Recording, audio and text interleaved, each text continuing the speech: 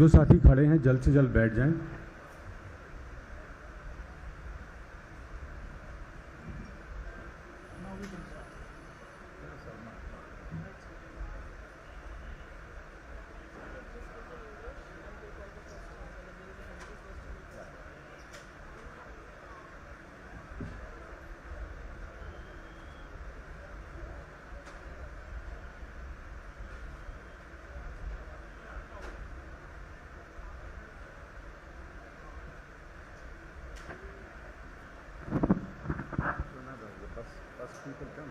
बस वाले से आप भी मुझे opening statement printed now. It will come from there, printed out from there and distributed later. Email it. Someone will bring it from here after the meeting. Will distribute it.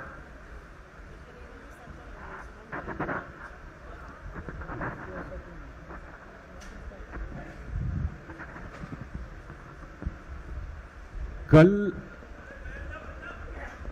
देर रात दिल्ली में मुंडका में भीषण आग लगने से 27 लोगों की मृत्यु हो गई।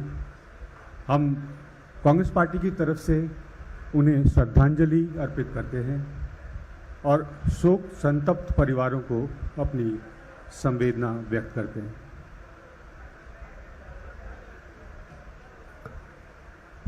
साथियों, चिंतन शिविर का आज दूसरा दिन है।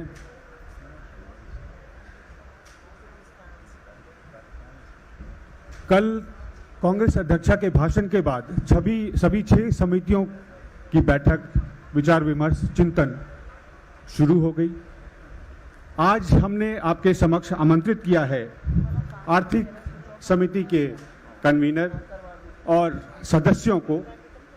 मैं स्वागत करता हूं देश के पूर्व वित्त मंत्री आदरणीय पी चिदम्बरम जी का, भारतीय राष्ट्रीय कांग्रेस की राष्ट्रीय प्रवक्ता श्रीमती सुप्रिया श्रीनेट जी का, प्रोफेसर गौरव वल्लभ जी का एवं श्री सलमान सूद जी का। सबसे पहले आदरणीय चिदम्बरम जी अपना सुओ मोटो स्टेटमेंट देंगे और उसके बाद फिर आपके सवाल लेंगे। मैं आग्रह करता हूं श्री चिदम्बरम जी से कि वो आपको ब्रीफ करें।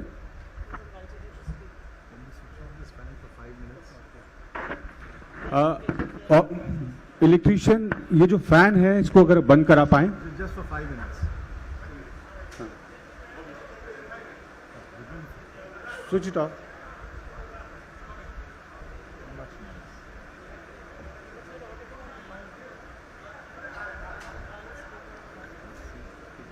He's already live.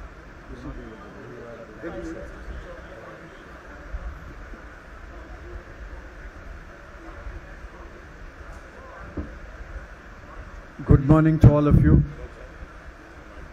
Namaskar. Yesterday there was a major fire in Delhi.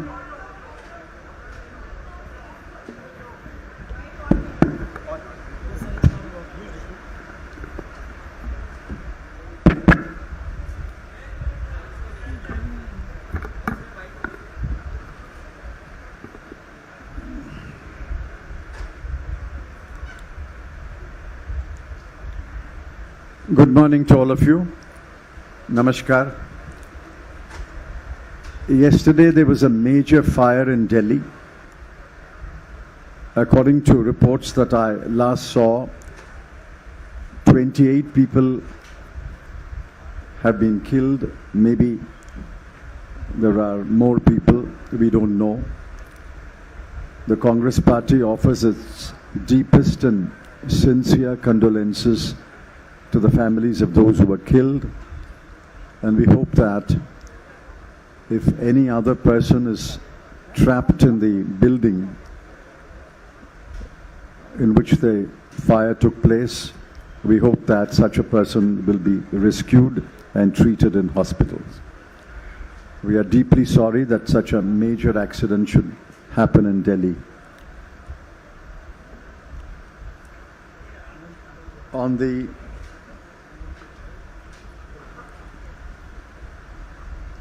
press conference today, I have, as usual, an opening statement. A copy of the opening statement will be sent to you by email shortly after I complete my statement and this press conference is over, I'm told by my friend Pranav that hard copies also will be distributed. So let me read my opening statement, and then we will take questions for a few minutes. Over 400 congressmen and women are gathered in Udaipur to reflect on the state of the country, the political situation, the state of the economy, the role of political parties, the organizational strengths and weaknesses of the Congress Party, the threats to unity, diversity and secularism, the burdens, fears and expectations of the average family, and on many other matters. Along with 9 colleagues, 3 of whom are here with me, Professor Gourav, Vallabh, Ms. Supriya, Shrinate, and Mr. Salman Soz. Along with 9 colleagues, I steer a discussion on the economy. There are 60 members in our group. Yesterday, 37 members expressed their views over 4 hours. The discussions will continue today and tomorrow. Our broad conclusions are: 1. The state of the Indian economy is a cause of extreme concern. A slower rate of growth has been the hallmark of the present government in the last 8 years.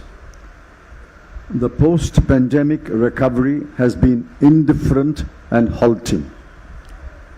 The growth estimates for 2022-23 have been lowered from time to time in the last 5 months. 2. Inflation has risen to unacceptable levels and threatens to rise further. WPI inflation is at 14.55% and CPI inflation is at 7.79%. The government is actually fueling the rise of inflation by its wrong policies, especially through high taxes on petrol and diesel, high administered prices, and high GST tax rates. 3. The job situation has never been worse. The labor force participation rate, LFPR, is at a historic low of 40.38%, and the unemployment rate stands at 7.83%. 4. We reiterate our charge that social services expenditure as a proportion of total expenditure has fallen to an average of 5% in the last 8 years, from an average of 9% in the 10 years between 2004 and 2014. 5. The external situation has added to the pressures on the economy. The government appears clueless on the ways to deal with these developments. $22 billion has flowed out of the country in the last 7 months. The foreign exchange reserves have depleted by $36 billion. The exchange rate stands at rupees 77.48 to a dollar, the highest ever. 6. A Congress-led government ushered in a new era of liberalization in 1991. The country has reaped enormous benefits in terms of wealth creation, new businesses and new entrepreneurs, a huge middle class, millions of jobs, exports, and lifting 27 crore people out of poverty during a 10-year period. After 30 years, it is felt that, taking into account global and domestic developments, it may be necessary to contemplate a reset of the economic policies. A reset of economic policies must also address the questions of rising inequalities, extreme poverty among the bottom 10% of the population, India's rank in the Global Hunger Index 2021, which is 101 out of 116 countries, and evidence of widespread nutritional deficiency among women and children. A comprehensive review would also be justified by the health and education outcomes as revealed by the Annual State of Education Report 2021, the ASER 2021, and the National Family Health Survey 5, the NFHS 5. We believe that a recalibration of economic policies can influence health and education outcomes. The time is ripe for a comprehensive review of center-state fiscal relations. The consequences of the poorly drafted and unfairly implemented GST laws brought in by the Modi government in 2017 are there for everyone to see. The state's fiscal position is fragile as never before and needs urgent remedial measures. We believe that we must prepare the Indian economy and the Indian workforce to adapt to the ways in which industry, business and trade will be conducted in the 21st century with a greater use of automation, robotics, machine learning and artificial intelligence. We also believe that important changes in economic policies will be required in the light of climate change and the need for mitigation and adaptation. So all the reasons that I have listed above lead us to believe that a reset of economic policies is necessary and the time is ripe for a reset of the economic policies. I am confident that our deliberations over 3 days and the decisions that will be taken by the Congress Working Committee in the days and weeks ahead will make a significant contribution to the nationwide debate on the economic policies that will best serve the interests of the country and its people. I request you to kindly focus on the opening statement. Of course, we will take any other question, but kindly focus on the opening statement, and let's spend the first few minutes at least on the economy.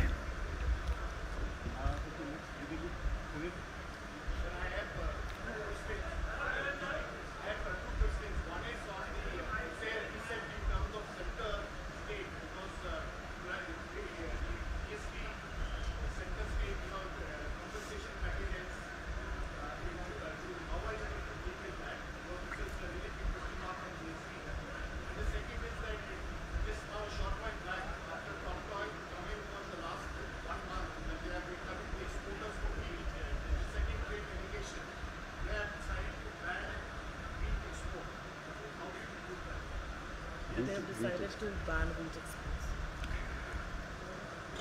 On the GST, we believe that the compensation period of 5 years that will expire on 30th of June 2022 must, and there is no quibble on that, must be extended. It must be extended by at least another 3 years.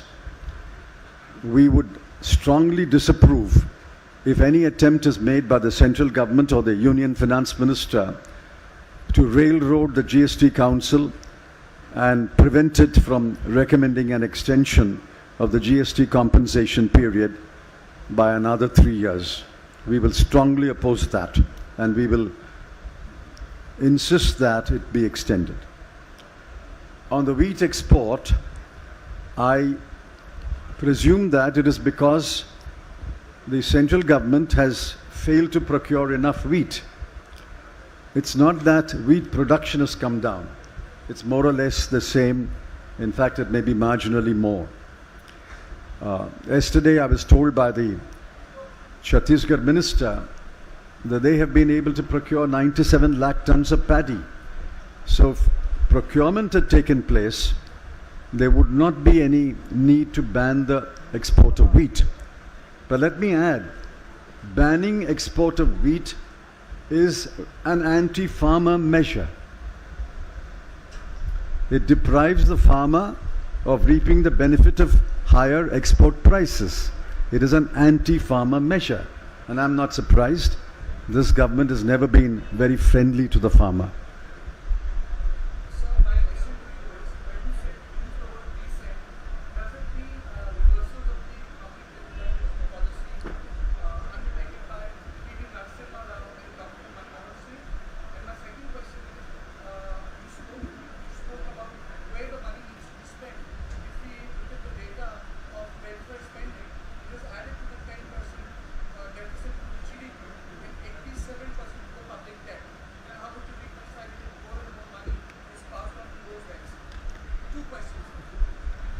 You know better than I do that reset is a different word and review or reconsider is a different word. I don't know if you remember 1991. I remember it very vividly. I have first-hand experience of the policy making of 1991. But we are now 30 years down the road. The world has changed. India has changed. A reset means taking into account global and domestic developments and fine-tuning the policies that have obviously given us benefits. But clearly a time for reset has come. On your second question, it's highly technical. I'm not sure how many in your audience would be interested in that. There is a fiscal deficit. But that fiscal deficit includes what you spend on social services. You can't say social services expenditure adds to the fiscal deficit, which adds to the public debt. And that would be a complete perversion of priorities. A fiscal deficit is made up of all expenditure minus all revenues. One expenditure is social services. The prudent and wise approach is to fix the priority for social services expenditure. And in our view, if 10% of the bottom of India is in extreme poverty, and our rank in the global hunger index is 101 out of 116. These are clearly indicators that we must spend more on social services. Hello? Request everyone to use the mic so that others in the hall can hear your question. Supriya. Good. So the question is that you have said in your opening remark that inflation is fueled by the government also. The government is fueling the inflation. But one of the reasons which is coming from the other side is that there is war going on between Russia and Ukraine, and that is why there is an impact which has led on the oil prices, which has led to this inflation. What's your take on this entire narrative, which is that because there is a war going on, that's why there's an impact on the domestic or the Indian economy also? It's a lame excuse. India cannot blame the rise in oil prices as a reason for this high inflation. This high inflation, this inflationary trend was noticed even pre-Ukraine war. The high fuel taxes, the high administered prices, say, on cooking gas, and the high GST rates all predate the Ukraine war. Next they will say Mr. Putin asked us to impose these taxes. That's rubbish. The Ukraine war has added to our problems. but you should have taken preemptive action. It's now widely believed that the RBI was behind the curve. And why was the RBI behind the curve? I suspect RBI was behind the curve because the government nudged it to go slow. So I don't think simple lame excuses like Ukraine war can explain why there is such high WPI inflation and CPI inflation. If you can pass the mic to Supriya here on your left hand side, quickly. Saubhadra from ST. After that, Anjali. Mr. Chidambaram, my question to you, sir, you mentioned about the recalibration of economic policies, and you also mentioned that from 1991 we've gone a long way. Sir, would you like to tell us one or two examples of what you think that, you know, specific policy interventions or amendments of the policy which are required now? I wish I could tell you, but I can't, because deliberations are underway, and deliberations must be followed by decisions. The deliberations are in a group of 60 persons, and the decisions have to be taken by the Congress Working Committee. So I wish I could tell you, but I'm sorry, until the decisions are taken, I can't tell you. I can only tell you our thinking. Our thinking is 30 years down the line, while we acknowledge that we have reaped enormous benefits as a result of liberalization, we take into account global and domestic developments and reset our policies for the next 10, 20, 30 years. Anjali from UNI. After Hi, that, sir. Sanjeev Chopra. So price rise definitely is the biggest challenge in front of. So inflation is today definitely the biggest challenge for people. But apart from that, there are a lot of things, as you said, which are wrong with the economic policy, which have led to this situation. But when it comes to the people, mostly they do not understand economic policies and matters. So my question is that would you also be doing something to take this message of what is wrong with the economy to the people? Well, if the message has not reached the people, we plead guilty, but we also plead guilty on your behalf. We are collectively guilty. So allow me to plead guilty on your behalf also. So if you cooperate with us, we can take the message to the people. The people I meet in my village or town feel the pinch of inflation. It's not yet become a large protest, but it will become. If inflation continues to rise at this rate, it will become a large protest. Sanjeev. Sir, you've talked about, you stressed on reset of the economic policies, keeping into consideration the latest global and global trends. So would you be preparing a roadmap for suggesting to the government on what action needs to be taken, or some kind of suggestions, for the on the recalibration of the policies? Do you really believe that anything that we say will be accepted by the government? If you are an optimist. We will prepare a set of policies that will serve the people of India, our economic interests, as the Congress party sees it, and we will take it to the people. I don't believe that the government is willing to listen to anyone, much less the Congress party. So my question is to you that what's the view of the Economic Committee about the taking petrol, diesel under GST? Because it is really hurting the people of the common man of our country. And second is, what is the view of your committee about the states demanding the GST compensation, their dues? That's all burdening the financial condition of the states. I've answered the second question when I answered Mr. Prabhu's first question. I've already answered the second question. On the first question, there is a complete breakdown of trust between the central government and the state governments. And if you think that only the non-BJP state governments have expressed this breakdown of trust, you're wrong. Privately, we know that even BJP finance ministers who attend the GST Council have expressed their dismay and concern about this complete breakdown of trust. Given this complete breakdown of trust, there is no way, there's no chance at all of the present government making even any headway in trying to persuade states to bring petrol and diesel under GST. There's no chance of that happening under this government.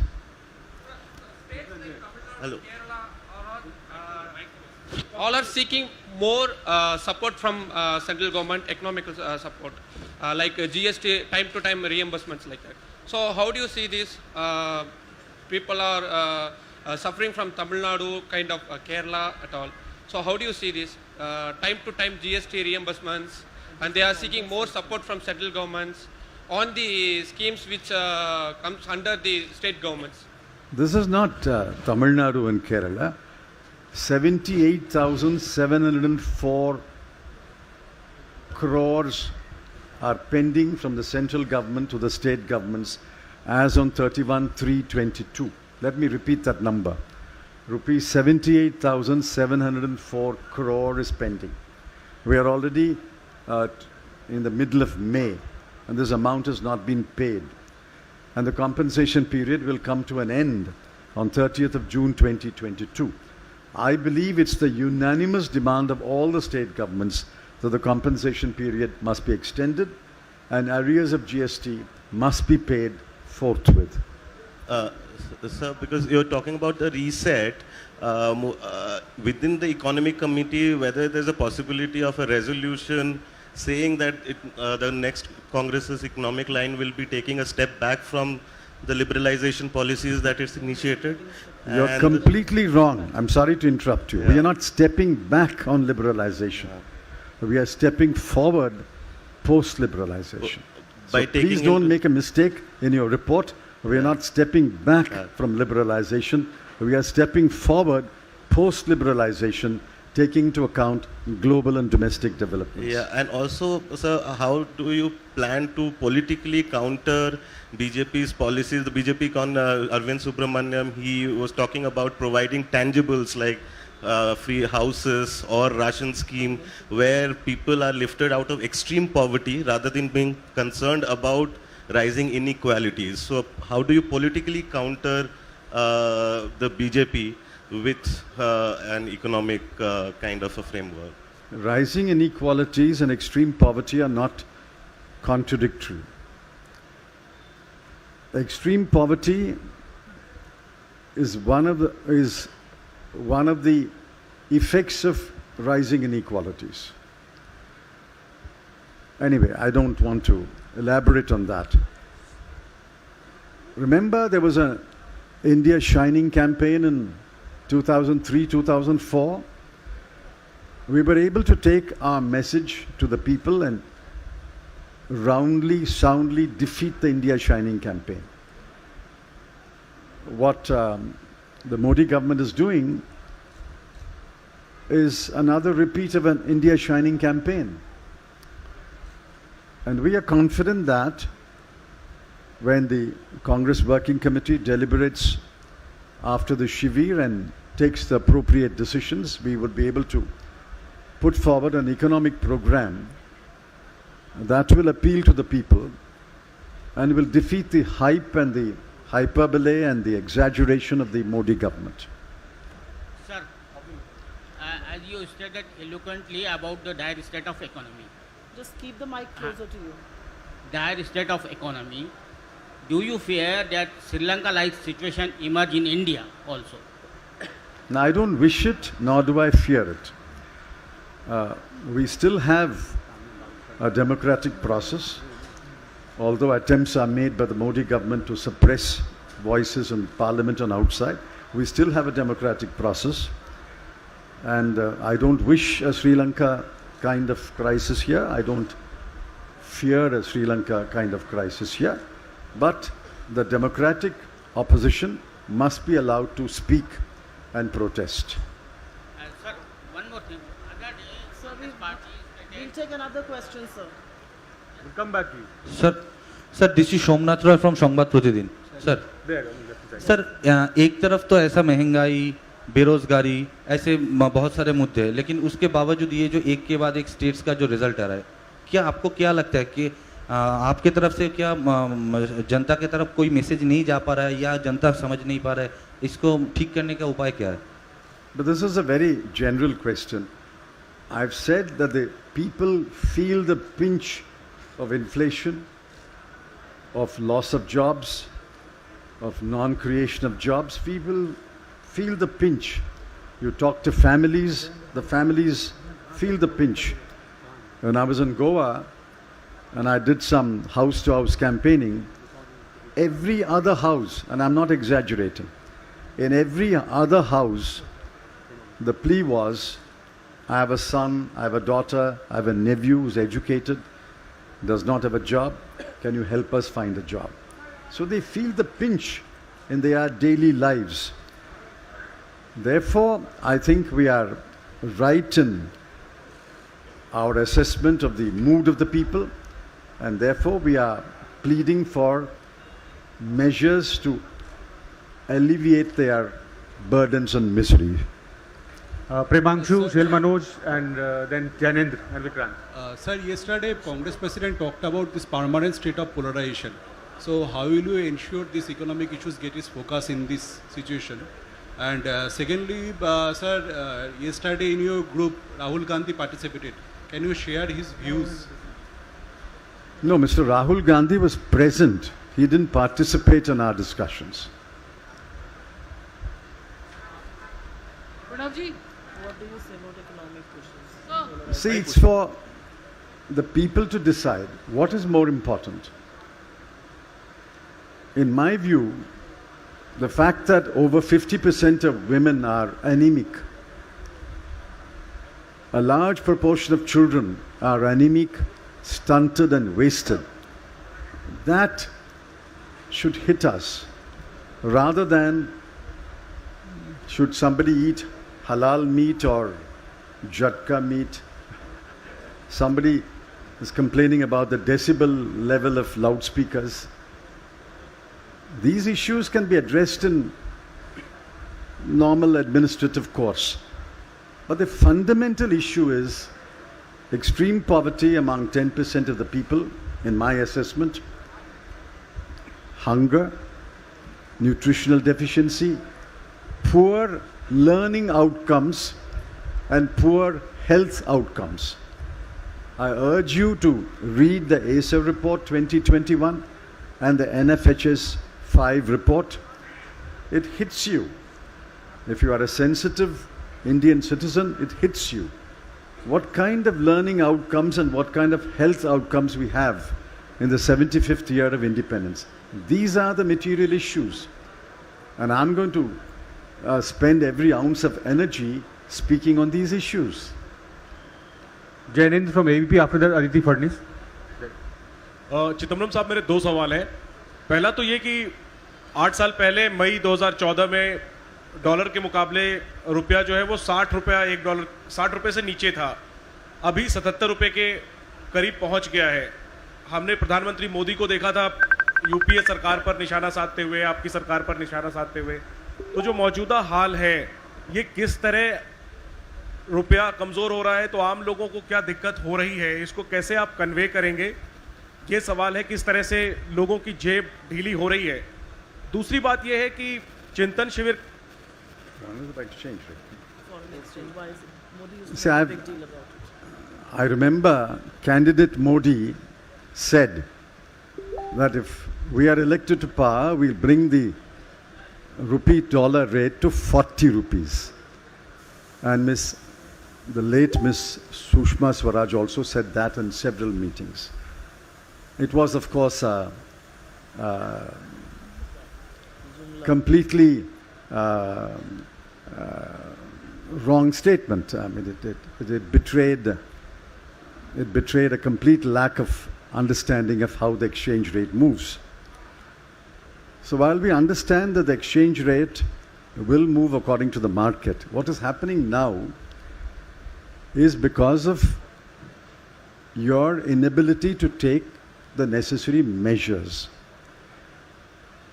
It is inflation and the threat of higher interest rates which is causing an outflow of US dollars, apart from other reasons. The two main reasons are high inflation and the threat of higher interest rates. Now, these are matters which were under the control of the RBI and the government has failed. I charge the government with complete failure. So unless they understand the causes of the sharp decline in the rupee dollar value, I don't expect them to take remedial measures either. But we will continue to speak, we will continue to write, pointing out their failures. Sir एक अगर एक ही सवाल रहने दें, बहुत लोग हैं एक छोटा सा समझने के लिए और लोग भी हैं, विक्रांत हैं, क्विकली जल्दी प्रणव जी, अदिति सर एक ये पूछना था कि चिंतन शिविर को लेकर कहा जा रहा है कि ये पॉलिटिकल शिविर है और कोई मैनिफेस्टो यहाँ से नहीं निकलने वाला। ऐसे में जो इकोनॉमिक इश्यूज पे जो कमेटी बनी है आप लोगों की, इसके पास कितना स्कोप है? चूंकि ये कहा जा रहा है कि ये पॉलिटिकल शिविर है और कोई मैनिफेस्टो यहाँ से जारी नहीं होने वाला, तो आप लोगों के पास कितना स्कोप है? आप क्या कल हम लोगों के सामने लाने वाले हैं, इस पे अगर आप थोड़ा अगर प्रकाश डाल सकें। ठीक है अभी We are not writing a manifesto today.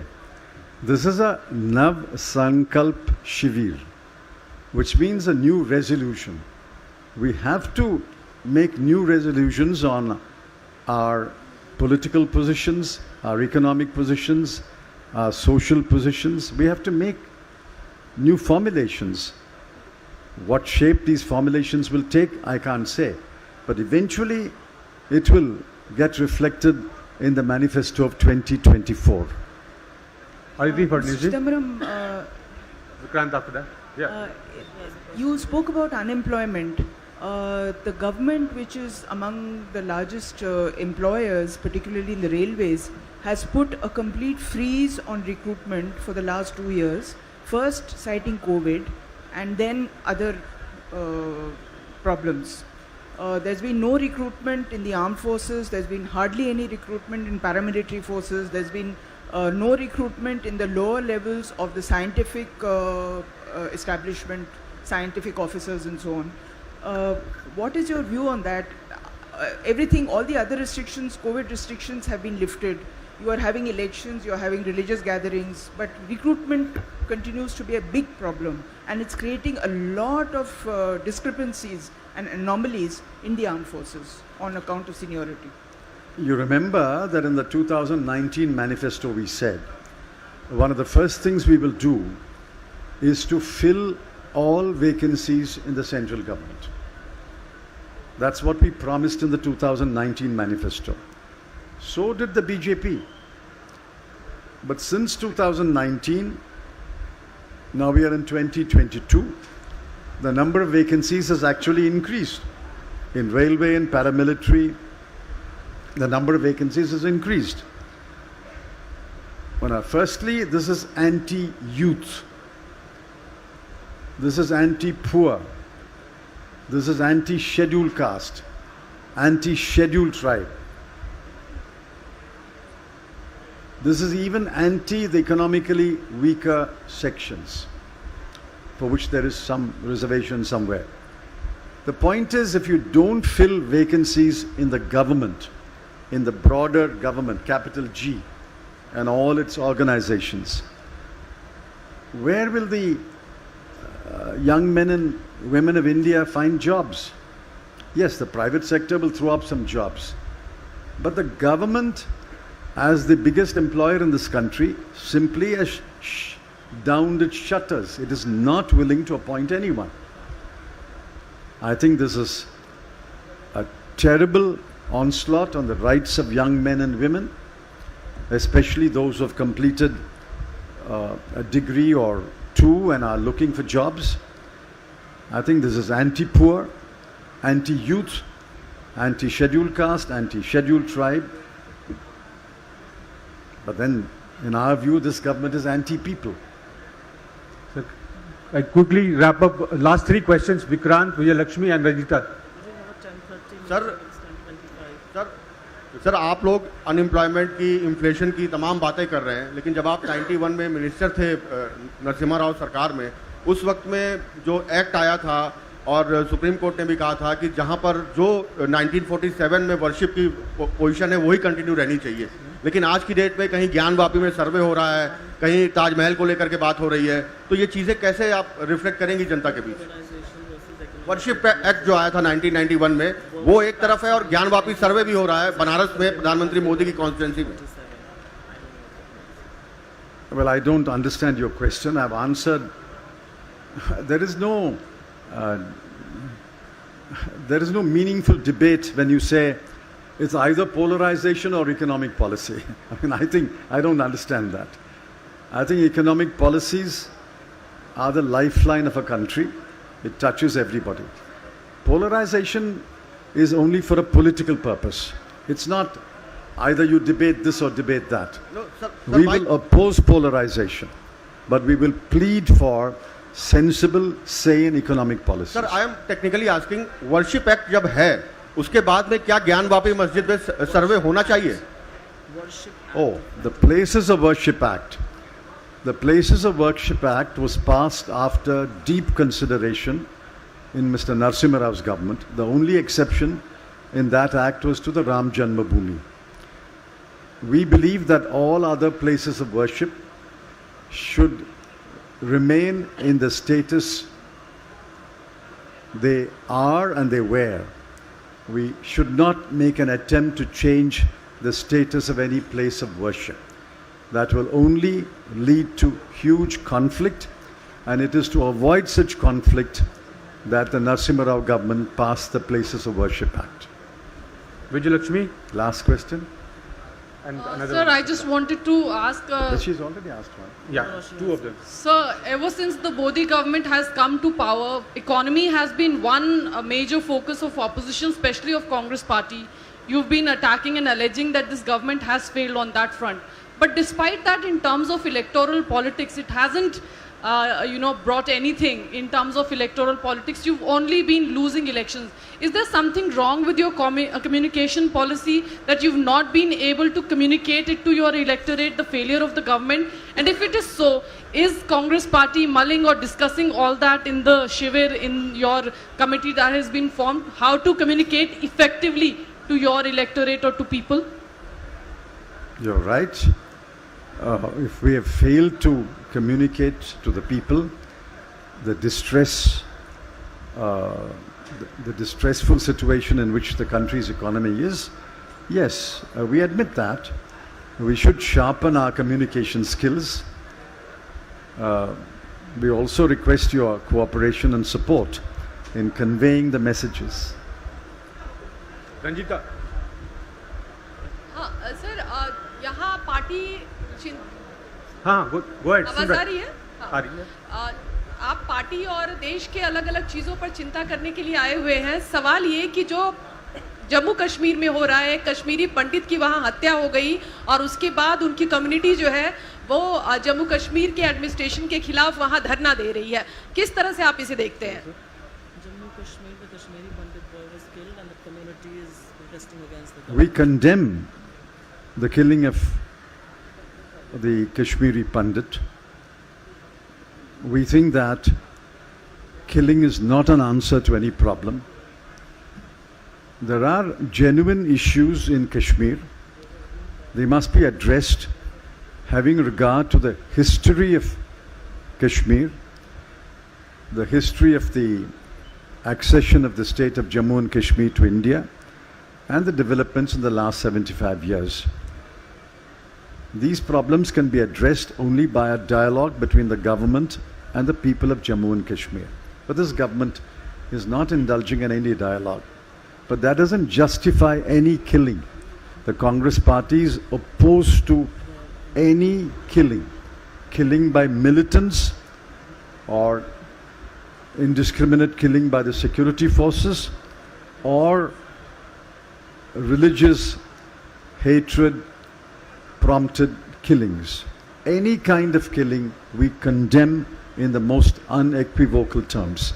And we are sorry for the family of the person who died. We convey our deepest condolences, but we condemn in unequivocal terms any kind of killing. They still want to ask more questions, but it's already 10:30. They still want to ask more questions. No, no, no. We have to resume. We have a meeting schedule at 10:30. Some other time we'll again do. Thank you, thank you.